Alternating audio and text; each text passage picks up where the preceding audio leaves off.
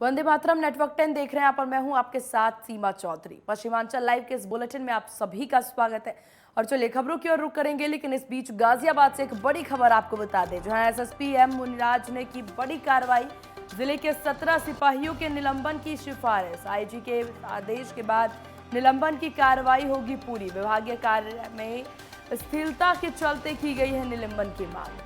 Duty के समय लापरवाही बरतते पाए गए थे यह सिपाही। तो बड़ी खबर आपको बता रहे, एक बार फिर से यहाँ पर जो सिपाही हैं उन पर एक बड़ी कार्रवाई होती नजर आ रही है, जहां एसएसपी द्वारा 17 सिपाहियों के निलंबन की सिफारिश जिले की कर दी गई है। वहीं आईजी के आदेश के बाद निलंबन की जो कार्रवाई है वो पूरी हो जाएगी। तो बड़ी खबर आपको बता रहे हैं गाजियाबाद से, जहां ड्यूटी के समय लापरवाही करते पाए गए सिपाहियों की निलंबन की पहले अर्जी दे दी गई है। वहीं एसएसपी एम मुनिराज ने ये बड़ी कार्रवाई करते हुए जिले के 17 सिपाहियों के निलंबन की सिफारिश की है। अभी वर्तमान में हालत देके हमको शासन ने भेजा है, उसके अनुसार हम लोग के पास जो हमारा पुराना एक्सपीरियंस है उसके अनुसार हम काम करेंगे। हमारा सीनियर ऑफिसर से आईजी और एडीजी महोदय के निर्देश में हम इसी विषय पर तमाम जानकारी के साथ यशपाल कसाना संवाददाता हमारे फोन लाइन पर जुड़ गए हैं।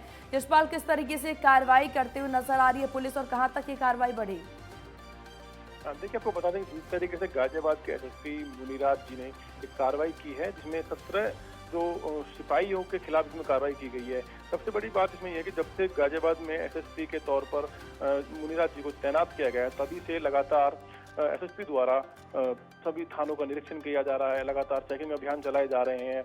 मतलब कहीं ना कहीं देखा जाएगा तो लगातार एसएसपी द्वारा क्षेत्र में पैदल गश्त अभियान, चेकिंग अभियान चलाए जा रहे हैं। इसी क्रम में जब गाजियाबाद के एसएसपी द्वारा जो शिकायतें मिली हैं सिपाहियों के खिलाफ, जैसे कि कुछ थानों में सिपाही सोते मिले हुए हैं या मतलब किसी भी तरह की जो ड्यूटी में लापरवाही की, इस तरह की जो कार्रवाई पुलिस के द्वारा की गई है, वो एसएसपी द्वारा 17 सिपाहियों के निलंबन की। यशपाल, ऐसे में जो 17 सिपाही हैं उनके द्वारा अपने पक्ष में कोई बात कही गई हो, अपने सफाई में कोई बात कही गई हो?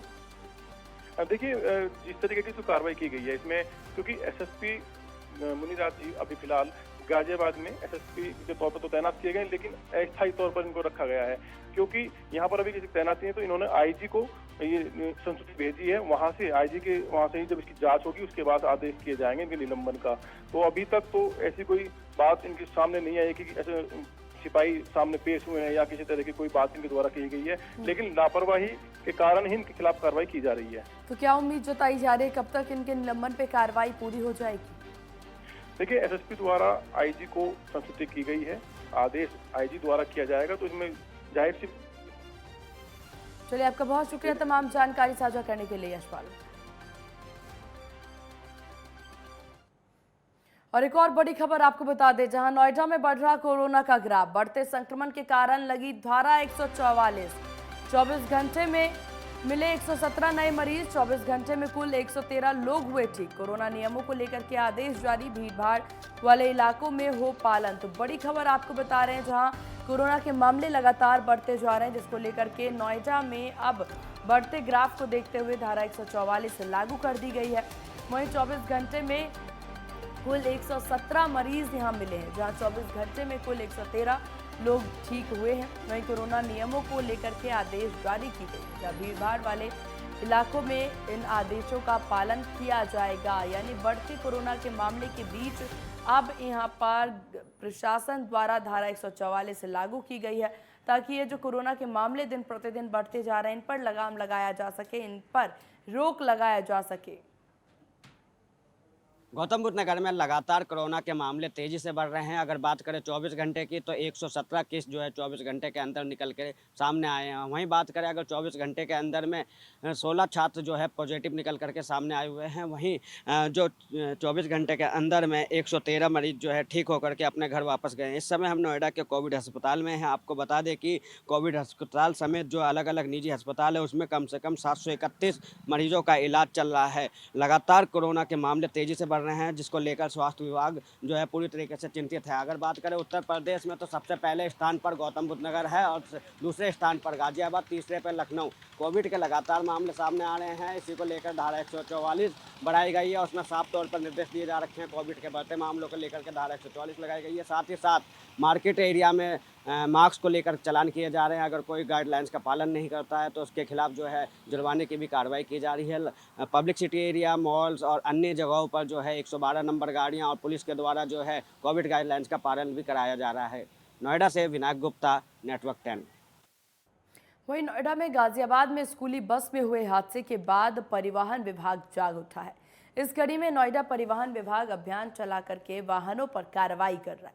एआरटीओ के ए पांडे के मुताबिक स्कूल बंद होने की वजह से काफ़ी बसों की स्कूल फिटनेस समाप्त हुई है और कुछ वाहन ऐसे भी हैं जिनकी फिटनेस तो है लेकिन उनमें कुछ और खामियां हैं। बता दें कि स्कूल वाहनों के लिए कुछ गाइडलाइन है और उन वाहनों को वो पूरी होनी चाहिए वो गाइडलाइंस। जानकारी के मुताबिक स्कूल बसों में हर एक सीट पर पैनिक बटन को अनिवार्य कर दिया गया है। अगर बच्चों को कोई समस्या आती है तो वह पैनिक बटन दबाकर ड्राइवर को पता इससे लग जाएगा।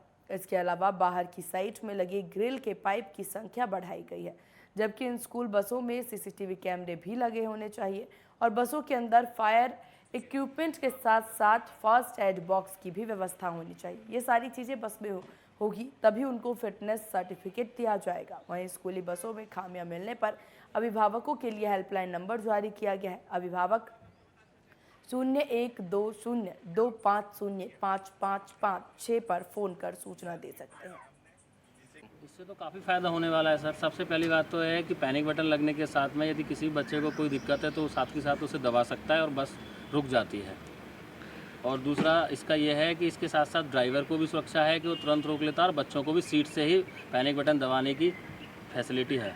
नहीं, जैसा कि आपने अभी देखा होगा कि गाजियाबाद में एक स्कूल बस से एक हादसा हो गया है। उसको देखते हुए गौतम बुद्ध नगर जनपद में भी 2 साल से कोविड चल रहा था, तो जिसमें स्कूल बंद थे और गाड़ियों की बहुत सारी गाड़ियों की फिटनेस समाप्त थी और बहुत सी गाड़ियां ऐसी थी जो 2 साल से जिनकी फिटनेस थी भी उनमें कुछ कमियां आ गई थी, जिसको परिवहन विभाग ने एक अभियान के तौर पे लिया है कि जितने भी स्कूली वाहन हैं उनमें स्कूली वाहनों के कुछ नॉर्म्स हैं जो कि उन्हें वाहनों में पूर्ण रूपेण होना चाहिए।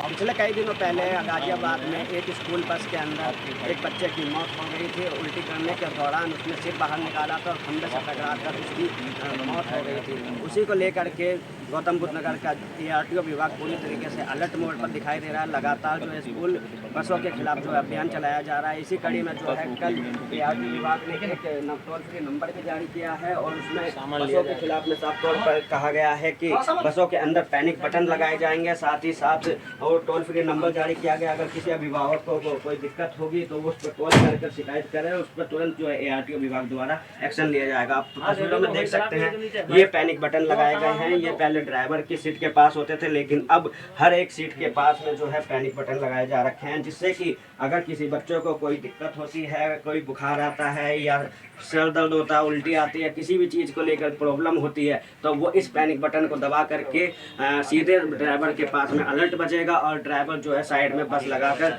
उस बच्चे को जो है अस्पताल में ले जाया जाएगा। तो कहीं ना कहीं पूरी तरीके से एआरटीओ विभाग अलर्ट है और पूरी तरीके से तैयारियां में जुटी हुई है। जितने भी बसें हैं स्कूल को, सब में जो है गाइडलाइन जारी कर दी गई, बिना पैनिक बटन के उनके फिटनेस पास नहीं किए जाएंगे। अगर कोई नहीं लगवाता है तो उसके खिलाफ जो है कानूनी कार्रवाई भी एआरटीओ द्वारा की जाएगी। नोएडा से विनायक गुप्ता, नेटवर्क 10। वहीं ग्रेटर नोएडा में सूरजपुर पुलिस को बड़ी सफलता मिली है। पुलिस ने अंतर्राज्यीय वाहन लुटेरे का खुलासा किया। बता दें कि पहले छात्रों से हथियार से बल पर लूट की घटना को अंजाम दिया गया था। इस दौरान ग्रेटर नोएडा के डेल्टा 1 में स्कॉर्पियो कार को लूटकर बदमाश फरार हुए थे। इस मामले का खुलासा करते हुए पुलिस ने बताया कि वारदात के दौरान कार समेत छात्रों को किडनैप कर बदमाश अपने साथ ले गए थे। वहीं गिरफ्तार बदमाशों के कब्जे से 2 तमंचे, एक स्विफ्ट डिजायर कार और एक स्कॉर्पियो कार बरामद हुई है और ये गैंग घटनाओं के अंजाम देने के लिए नेट की कॉलिंग का इस्तेमाल करते हैं। वहीं गिरफ्तार करने वाली टीम को पुलिस आयुक्त की तरफ से 50,000 रुपये इनाम देने की भी घोषणा की गई है। इनके कब्जे से काले रंग की लूटी हुई स्कॉर्पियो गाड़ी बरामद की गई है। इसके अलावा जिस गाड़ी से ये लोग यहाँ लूट करने आए थे, जो स्कॉर्पियो जो स्विफ्ट डिज़ायर गाड़ी है, वह गाड़ी भी जो है वो हरियाणा से लूटी गई थी, वो भी बरामद की गई है। इसमें जो है वो संबंधित पुलिस को सूचना दे दी गई है, वो आवश्यक कार्रवाई कर रही है। इधर नोएडा के सेक्टर 15 में एक फूड विला एंड चाय सट्टा में बीते 30 अप्रैल को खाने को लेकर के हुए झगड़े में 2 रेस्टोरेंट और एक कर्मचारी ने खाना खाने आए 2 युवक रोहित और विशाल को चाकू मारकर घायल कर दिया, जिन्हें कैलाश अस्पताल में भर्ती कराया गया, जहां वो आईसीयू में जिंदगी और मौत से जूझ रहा है। फिलहाल पुलिस ने मारपीट की धाराओं में मुकदमा दर्ज कर तीनों को गिरफ्तार कर लिया और आगे की कार्रवाई में जुट गई है। पुलिस के मुताबिक खाने के ऑर्डर में पेय पदार्थ खराब होने के चलते रेस्टोरेंट चालक से शिकायत को लेकर के कहासुनी हुई और झगड़ा होने लगा। इतनी देर में रेस्टोरेंट चालक और एक कर्मचारी ने चाकुओं से दोनों पर हमला कर दिया। पुलिस के आला अधिकारियों का कहना है कि 2 रेस्टोरेंट चालक और एक कर्मचारी को गिरफ्तार कर आगे की कार्रवाई की जा रही है। देखिए, परसों रात की बात है, कुछ लोग दिल्ली से एक रेस्टोरेंट में कुछ शेक वगैरह पीने आए थे। 3 लोग थे।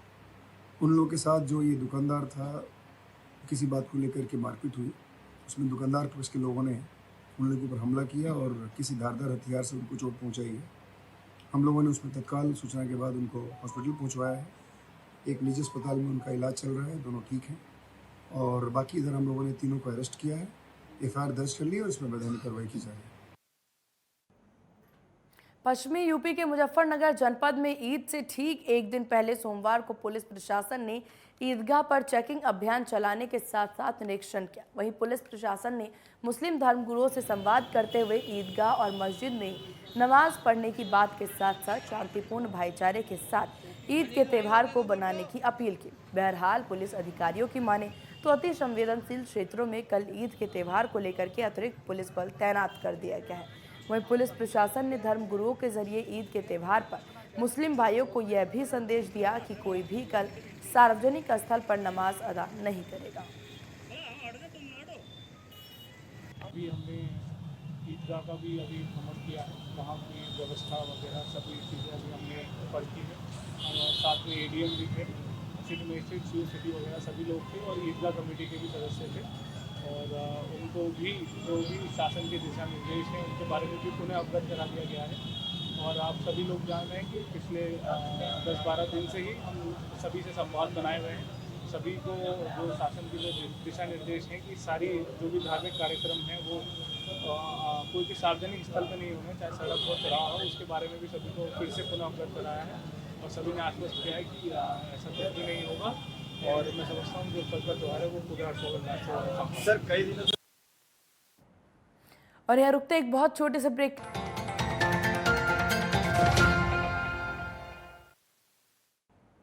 ब्रेक के बाद एक बार फिर स्वागत है आप सभी का। चलिए रुक करते खबरों की ओर, जहां बुलंदशहर में पुलिस ने अंतर्राज्यीय वाहन चोर गिरोह के 4 सदस्य गिरफ्तार किया है। वहीं आरोपियों की निशानदेही पर चोरी की 5 कार, 2 ट्रैक्टर और एक ट्रॉली बरामद की गई, जबकि बदमाशों के कब्जे से मास्टर चाबी, 2 देसी तमंचे, 2 चाकू और 4 जिंदा कारतूस भी बरामद किए गए हैं। जानकारी के मुताबिक ये आरोपी दिल्ली एनसीआर समेत अलग अलग राज्यों में वारदात को अंजाम देते थे, जबकि गिरफ्तार किए गए आरोपियों पर पहले भी दर्जनों आपराधिक मामले दर्ज हैं।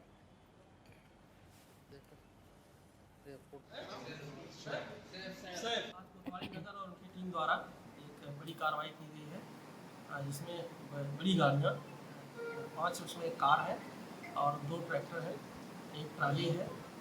इतनी गाड़ियाँ बरामद हुई हैं और इसमें जो गाड़ियाँ बरामद हुई हैं ये काफ़ी गाड़ियाँ, कई गाड़ियाँ इसमें कनेक्ट हुई हैं। इसमें से 2 गाड़ियाँ तो हमारी नगर से ही कनेक्ट हुई हैं, एक दिल्ली से चोरी हुई है, एक हाथरस से ट्रैक्टर जो हाथरस से चोरी हुआ है और एक गाड़ी जो है आपकी नोएडा से चोरी हुई है। इस तरह से गाड़ियाँ कनेक्टेड हो गई हैं। 5 कारें और 2 ट्रैक्टर और एक ट्राली, इनके पास से 2 तमंचे बरामद हुए हैं, छुरी भी बरामद हुई है, हाथों से बरामद हुए हैं। इस प्रकार से इनका पुराना इतिहास भी है। और इसी बीच मैनपुरी से एक बड़ी खबर आपको बता दें, जहां सीएम का फर्जी निजी सचिव चढ़ा पुलिस के हत्थे। सीएम का निजी सचिव बनकर अधिकारियों को करता था फोन, अधिकारियों को छुड़वाने के लिए करता था सिफारिश, माफ कीजिएगा, अपराधियों को छुड़वाने के लिए वो सिफारिश किया करता था। हाल ही में हिस्ट्री सीटर को छोड़ने की कही थी बात। काम को जाने पर आरोपी गगन सोलंकी को मिलती थी मोटी रकम।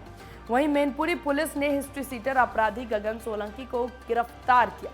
मुख्यमंत्री का निजी सचिव बनकर अपराधियों को छुड़वाने के लिए अधिकारियों को कॉल किया करता था, जहां मुख्यमंत्री के निजी सचिव को मैनपुरी पुलिस ने गिरफ्तार कर लिया।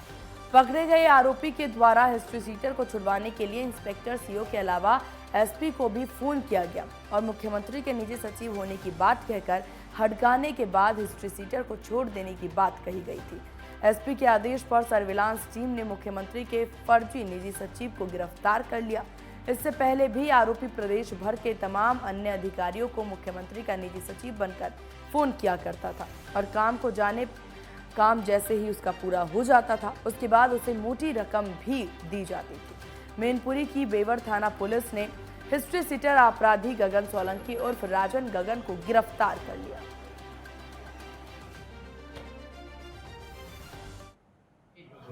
जेके वाजपेयी जो कि कानपुर नगर के रहने वाला है और वर्तमान में फतेहगढ़ में रहता है, तो कल रात में एक बेवर थाना में साथी अपराधी पकड़ा गया था, जिसको छुड़वाने के लिए रात पर पहले एसओ को, बाद में सीओ को और अल्टीमेटली फिर हमें बहुत प्रेशर बनाने लगा कि इसको छोड़ दिया जाए। मैं निजी सचिव बोल रहा हूँ माननीय मुख्यमंत्री जी का। खैर इसके बाद फिर वो हमारी टीम सक्रिय हुई और इसका वेरिफिकेशन करके इसके बाद इसको आज जेल भेजा जा रहा है। ये जेके इसी विषय पर तमाम जानकारी के साथ अवनीश मिश्रा संवाददाता फोन लाइन पर हमारे साथ जुड़ गए। अवनीश, ये जो पूरी घटना है इसके बाद किस तरह की प्रतिक्रिया और पुलिस के द्वारा सामने आई है, और ये जो हिस्ट्री सीटर है जो हमेशा ये फर्जी कॉल किया करता था, ये सिलसिला कब से चलता आ रहा था? बिल्कुल सीमा, देखिए जैसा कि मैं आपको बता दूं, पूरा मामला मैनपुरी के थाना बेवर क्षेत्र से जुड़ा हुआ है। ये जो हिस्ट्री सीटर है वाजपेयी, ये लगातार जो है मैनपुरी पुलिस को और उत्तर प्रदेश में कई जनपद ऐसे हैं जहां पुलिस को फोन करता था और अपना नाम बताता था कि मैं सीएम ऑफिस लखनऊ से उनका पीएसओ बोल रहा हूं, आपने फलाने बंदे को पकड़ रखा है, उसको आप छोड़िए तत्काल प्रभाव से, और वहीं नहीं ना अगर आप नहीं छोड़ते हैं तो आपके खिलाफ सख्त से सख्त कार्रवाई की जाएगी। लेकिन ऐसा ही मामला कल तत्काल एक ताजा मामला मैनपुरी में देखने को मिला है, जहाँ एक हिस्ट्री फीडर नाम का गगन सोलंकी है, उसको पुलिस ने पकड़ रखा था, अपने थाने में बंद करा था। उसको छुड़ाने के लिए इस बंदे द्वारा, इस आरोपी द्वारा एक इंस्पेक्टर को फोन किया जाता है और कहा जाता है कि गगन सोलंकी को आप जो हिरासत में लिए हैं उसको आप तत्काल प्रभाव से छोड़ दीजिए, और आप नहीं छोड़ते हैं तो आपको लखनऊ सीएम ऑफिस से बुलाकर सख्त से सख्त कार्रवाई की जाएगी। जब उसका नाम पता पूछा गया एसएचओ द्वारा, तो उसने बताया मैं सीएम ऑफिस लखनऊ से उनका पीएसओ बोल रहा हूं, और उसके बाद जब एसओ ने मना किया कि हम उस आरोपी को नहीं छोड़ेंगे, तो उसके बाद उस पीएसओ बताने वाले मुलजिम ने, आरोपी ने सीओ भोगांव को फोन लगाया और सीओ के बाद तुरंत तत्काल एसपी मैनपुरी को भी फोन लगाया। लेकिन इतना बड़ा मामला कई घंटों चलता रहा और पुलिस का भी कहना है करीब आधी रात तक मैनपुरी पुलिस प्रशासन को इस शख्स के द्वारा काफी परेशान किया गया। लेकिन पुलिस ने परेशान होने के बाद सर्विलांस टीम को मोबाइल नंबर जो जिससे कॉल आई थी वो दिया गया, उसके आधार पर इस आरोपी को पकड़ के आज पुलिस द्वारा सलाखों के पीछे पुलिस के हाथ ये बड़ी कामयाबी मिली। अवनीश, आपका बहुत शुक्रिया तमाम जानकारी साझा करने के लिए।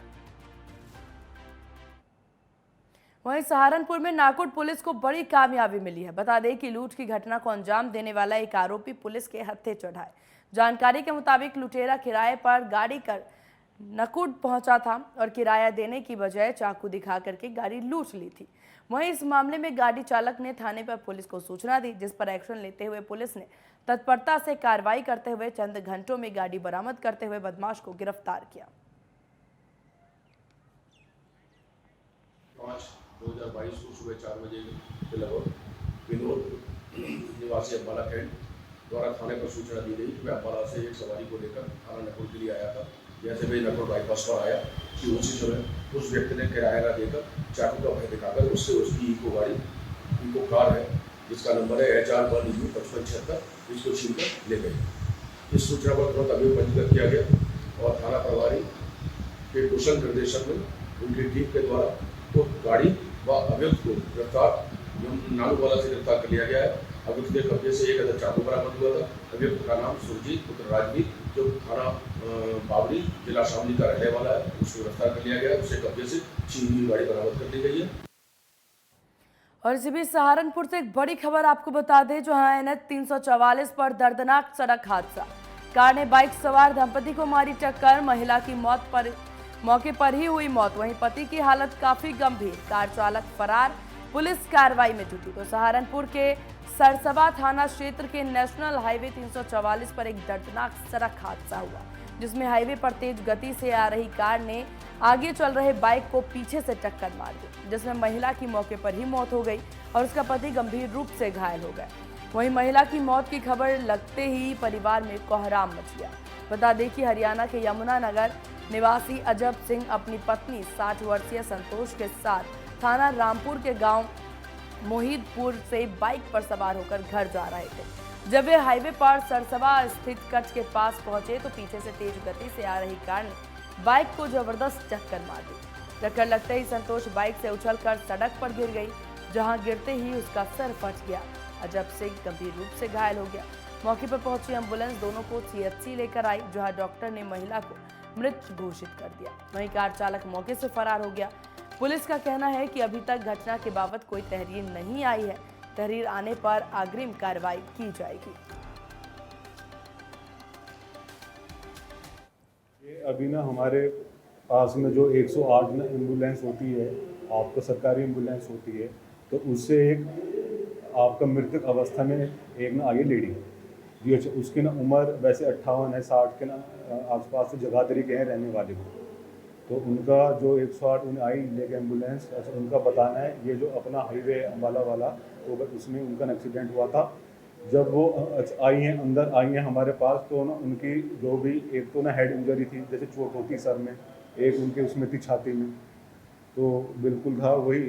और एक और जो अच्छा उनके आदमी भी हैं, जो आपका जेंट्स भी है, तो उनके भी चोट है, बट उनके तो ऐसी मामूली चोट है। हापुड़ के थाना धौलाना क्षेत्र के UP SIDC क्षेत्र में एक केमिकल फैक्ट्री में सफाई के दौरान एक हादसा हो गया। केमिकल फैक्ट्री में नीचे टैंक में सफाई करने उतरे 2 मजदूर बेहोश हो गए। दोनों मजदूरों को फैक्ट्री के कर्मचारियों ने अस्पताल में भर्ती कराया, जहां एक मजदूर की मौत हो गई। वहीं दूसरे मजदूर की हालत गंभीर बनी हुई है। बिना सेफ्टी उपकरण के मजदूरों को फैक्ट्री के नीचे टैंक में सफाई करने के लिए उतार दिया गया था, जिसमें लापरवाही के कारण एक मजदूर को अपनी जान गंवानी पड़ी। अधिकारी तहरीर आने पर मुकदमा दर्ज करने की बात कह रहे हैं। धौलाना CO डॉक्टर तेजवीर सिंह का कहना है कि मृतक के परिजनों ने तहरीर जारी है, वहीं तहरीर आने पर मुकदमा दर्ज कर आवश्यक कार्रवाई की जाएगी।